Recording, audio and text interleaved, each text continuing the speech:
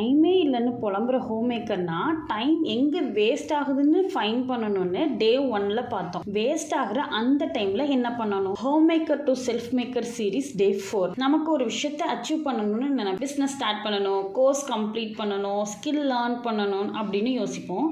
அப்புறம் அடுத்த வேலை வந்துடும், அதை பார்ப்போம்.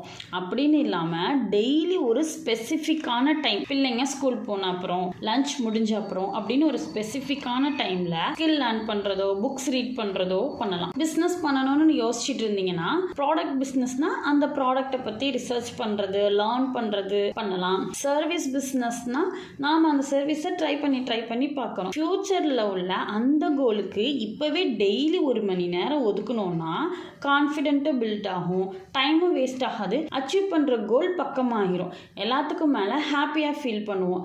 எக்ஸ்பீரியன்ஸில் தான் சொல்கிறேன், ட்ரை பண்ணி பாருங்கள். எனக்கு சப்போர்ட் பண்ணுறீங்கன்னா என்னை ஃபாலோ பண்ணிடுங்க. அஸ்ஸலாமு அலைக்கும்.